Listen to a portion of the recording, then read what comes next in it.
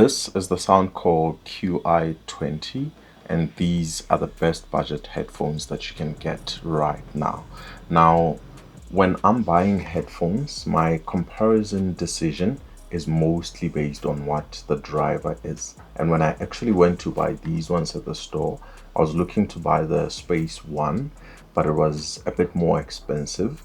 And then I looked at the driver size. Now, this has the same driver as the much expensive Space One headphones from Soundcore. Now, for me, the driver is the engine, and that's actually what you're getting the sound experience from. So these both have the 40 mil drivers that the Space One has, and the difference is going to be software, the difference is going to be materials and acoustics. But the actual materials that you get from these are actually very good. There are three features that these ones boast themselves on.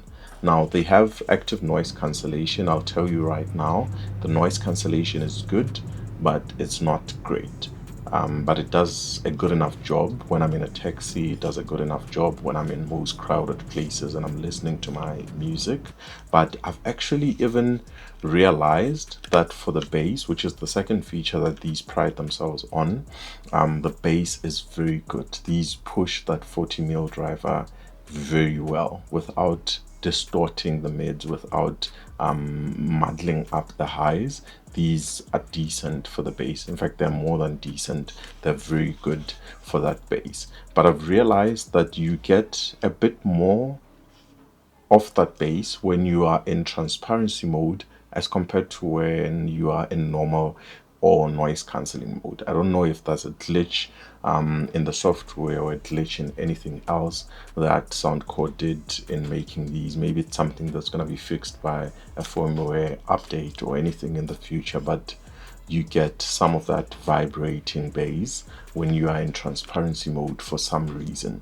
But it's very good when you're listening on these, and the materials on them is also actually very good because they're quite soft leather-like material. I don't think it's real leather, but it's soft leather-like material, and they sit very well on your ears, and they're a bit light, so you can wear them for extended periods. I don't think I've ever worn these for more than 2 hours. I usually listen to podcast or some house music DJ sets on them, and the material is quite soft on the ear. You don't get any ear fatigue from putting them on for a long time.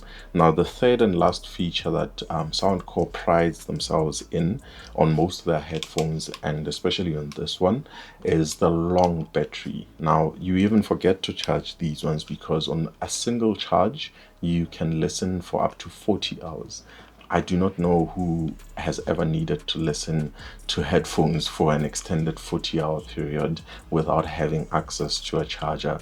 But yeah, if you ever needed to, I guess on those long trips when you are driving or riding any form of transport, maybe for those flights or bus trips or whatever trips you're taking, these would come in very handy. They also charge up very quickly. I think every 10-minute charge gives you about an hour of battery, which is very good. And these have, in terms of ports, they have a USB port, which is good for charging. They have the auxiliary port, the 3.5 mm jacks port, where you can plug in the wire and listen to them wired, which I don't do much. I was hoping that they would be able to be used with my Xbox controller, which I still use them with, but you can only get to listen to the sounds coming from the controller, and the mic does not work when you plug them into an Xbox controller. So you would still need another microphone plugged into your Xbox if you're looking to be gaming and speaking with the other players in the game. But if you're just gaming and listening through, then these will work for that as well. So overall, these are my favorite headphones, and anyone who's on a budget trying to buy them will get a very good deal. In South Africa right now, you can get them on sale in most shops for, I think, under 1,000 rand. I can't quite remember, but they're I think 900 rands or 999.